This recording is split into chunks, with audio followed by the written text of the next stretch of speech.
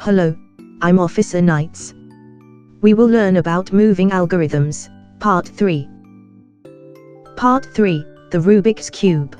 Rubik's Cube is a puzzle in the form of a plastic cube covered with multicolored squares, which the player attempts to twist and turn so that all the squares on each face are of the same color.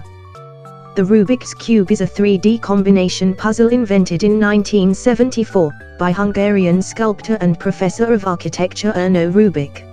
He studied sculpture at the Academy of Applied Arts and Design in Budapest and architecture at the Technical University, also in Budapest.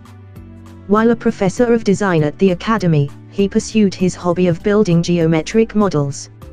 In 1979, he licensed the Magic Cube to Ideal Toys Company.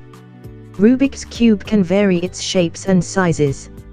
Just like a shape of a die, the numbers are marked from 1 to 6 for probability, which can be done in a similar way as colors. The colors which include blue, green, orange, red, white, and yellow. To check out the working principle, each side is to turn clockwise or counterclockwise direction, in which the next color appears. The player must put strategy, in which each side must have a single color. This can sometimes be hard enough to solve it. Once all the colors are sorted in each face, the player thus wins the game.